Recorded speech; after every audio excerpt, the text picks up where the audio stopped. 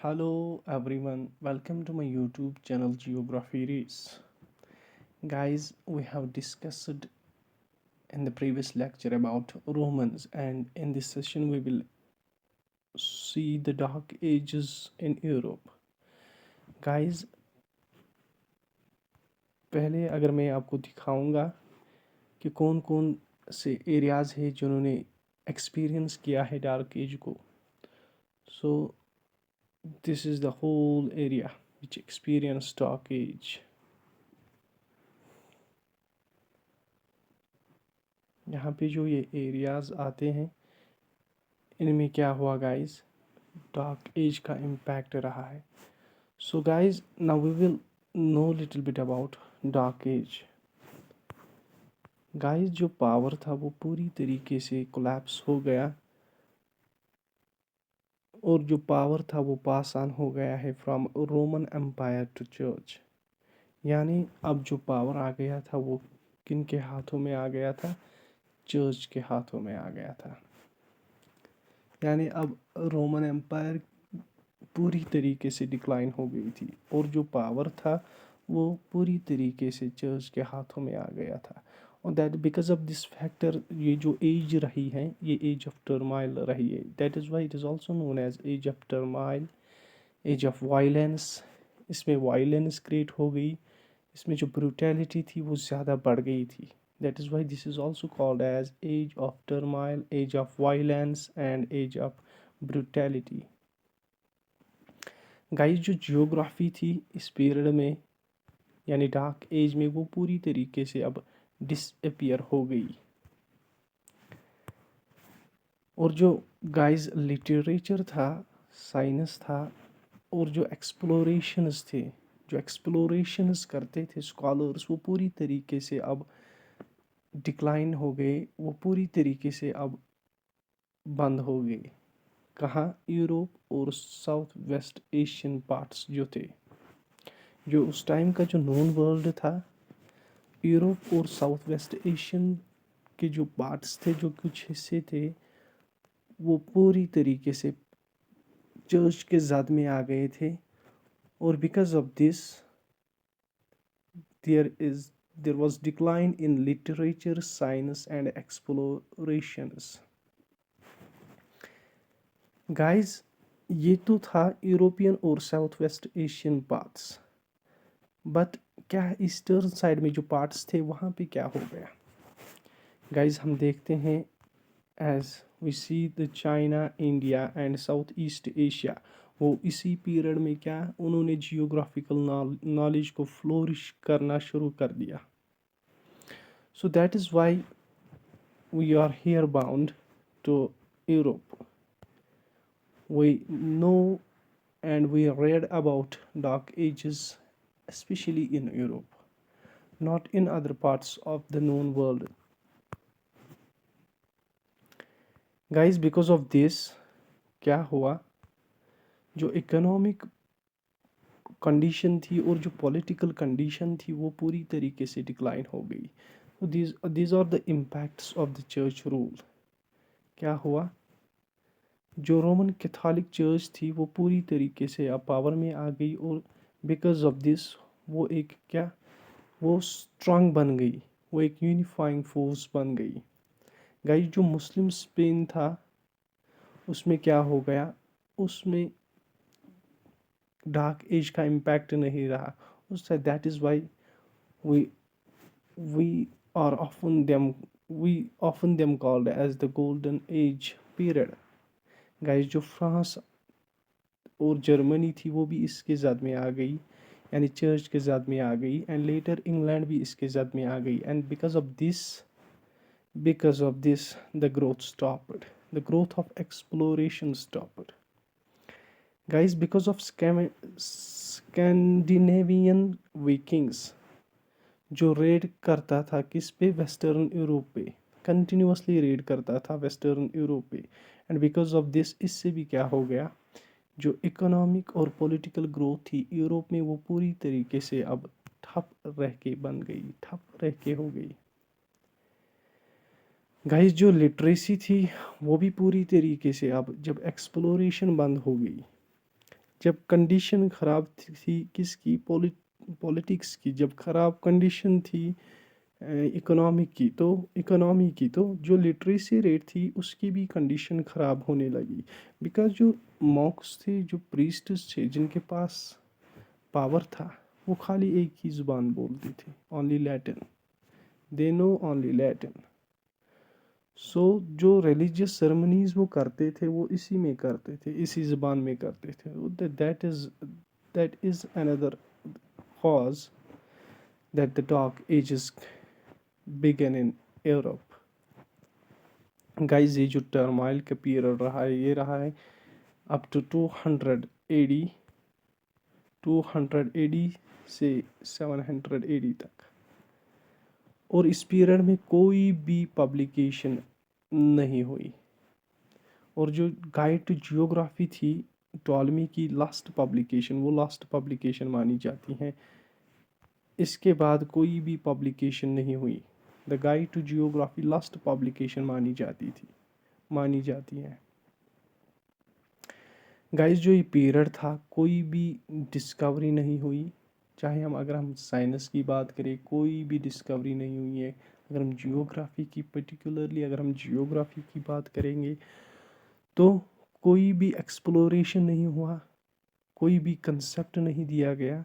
सो जो ये पीरियड था, ये पूरी तरीके से जो जो फील्ड वर्क थी, या जो भी किसी फील्ड में कोई वर्क थी, वो पूरी तरीके से अब क्या हो गई, वो पूरी तरीके से अब ठप हो गई। कोई भी थ्योरी नहीं दी गई थी जियोग्राफी की, कोई भी एक्सप्लोरेशन नहीं किया गया था। जो कि अरिस्टोटल ने एक कंसेप्ट दिया था, गो एंड सी का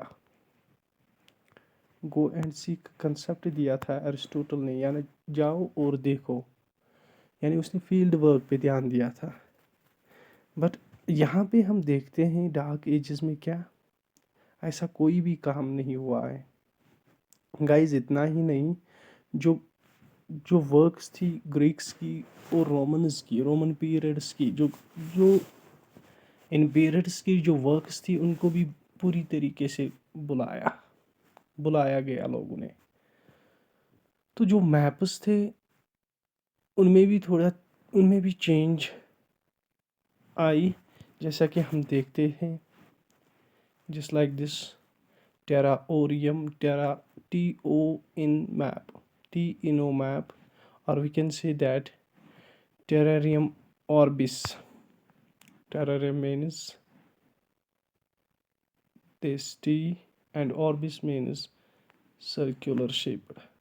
अगर हम इस मैप में देखेंगे, जो एशिया था वो ऊपर वाले हिस्से में था, और जो यूरोप था, Europe was present on the western side. Africa was present on the eastern side. Look at this map. Africa was present on the eastern side, and Asia was present on the northern side. तो जो centre में था, on the center there was a Jerusalem. So guys, ये map था, and ये जो T shape थी guys, ये जो टी शेप थी, इसके ईस्टर्न साइड में क्या आता था, रेड सी एंड नाइल सी। और इसके वेस्टर्न साइड में आता है ब्लैक सी एंड एजियन सी। और यहाँ पे इसके सिस्टम में क्या आता है, मेडिटेरियन सी। सो गाइस, डायरेक्शन को भी बदला गया था इस टाइम में। जो अभी तक जो जियोग्राफर्स थे वो लेते थे north as a reference point, अब क्या लिया गया, ईस्ट को एज रेफरेंस पॉइंट। तो दैट मीन्स हर एक फील्ड में चेंज आ गई। So guys, if you see this area on the map, so this whole area,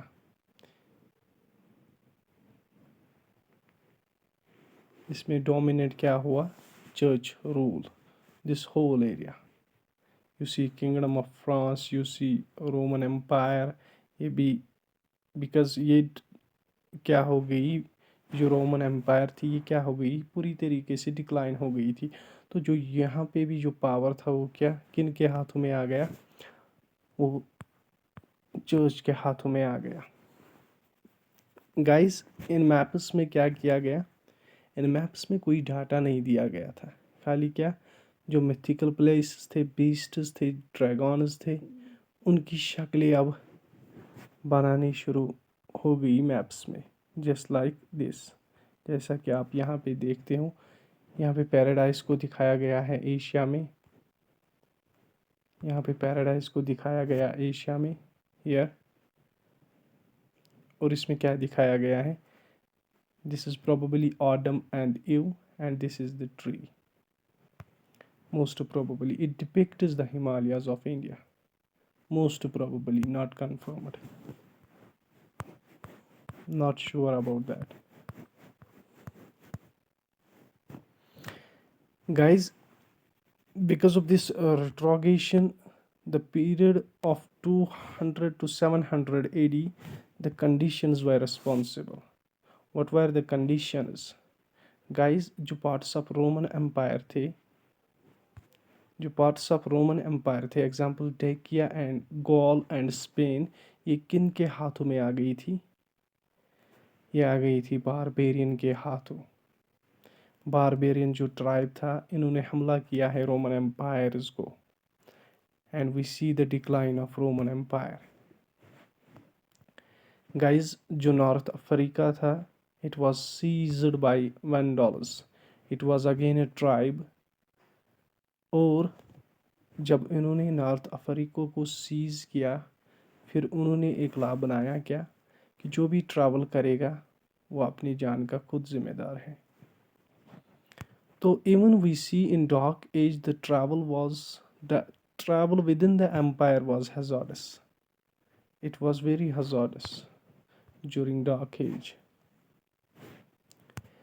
Guys, during this period जो religion है वो dominate बन गया, because the power जो था वो सुप्रीम जो थी वो चर्च थी, जो पावर था वो पूरी तरीके से चर्च के हाथों में, रिलीजियस पर्सन्स के हाथों में आ गया था। और यही पावर इन्होंने लोगों के माइंड को पूरी तरीके से बंद कर रखा था, and that is why we see the decline of the pre concepts, just like Romans, just like Greeks। जो उन्होंने डिस्कवर किया था वो पूरी तरीके से उसको बंद कर दिया गया था। और ड्यूरिंग दिस पीरियड जो अगर कोई क्वेश्चन पूछा, अगर कोई कोई ऐसा हिम्मत नहीं करता कि मैं कोई साइंटिफिक क्वेश्चन पूछूं, क्योंकि he was not allowed by the church. Church ने किसी को पावर नहीं दिया था कि वो कोई क्वेश्चन पूछे, कोई साइंटिफिक क्वेश्चन पूछे, या अगर वो कोई एक्सप्लोरेशन करे, अगर वो एंटी रिलीजन था, अगर वो एंटी चर्च बन गया, तो that was not allowed during dark period. So that is why this is also known as, because of these points that we have discussed before, because of this is known as the dark period, or we in the development of the science in Europe. No scientific discovery, no scientific discovery here occurred during this period. So because of this is also known as the dark period in Europe, क्योंकि जो education थी, जो literacy थी, वो पूरी तरीके से बंद हो गई।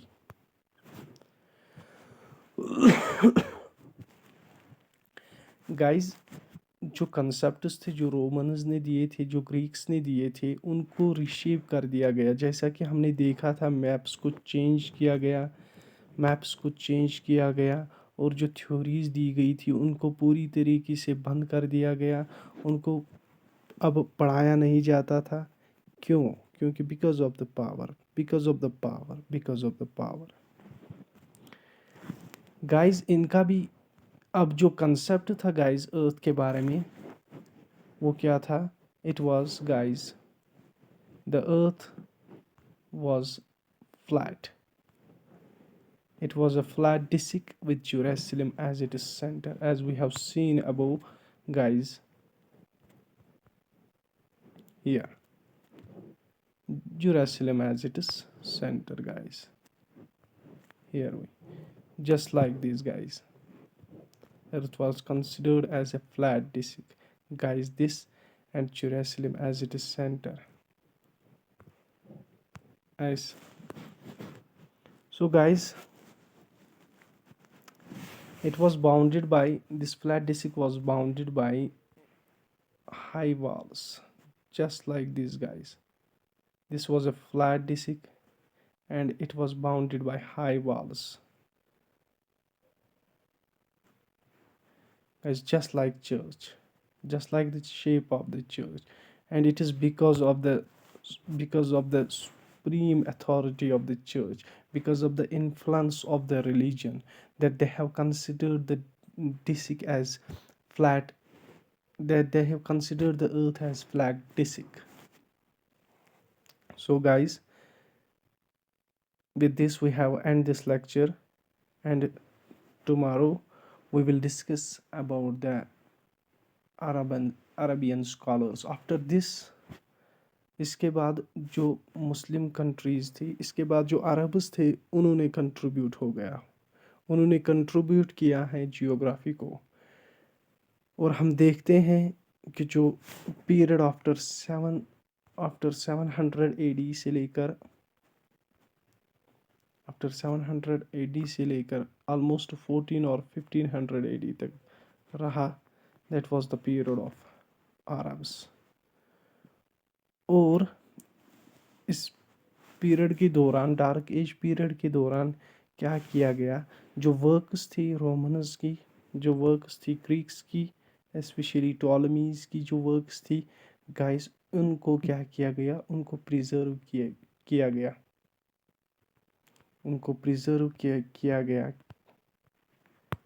किन्होंने प्रिजर्व किया अरब्स ने, because they have translated the works of Greeks and Romans, and उन्होंने इस नॉलेज को प्रिजर्व किया।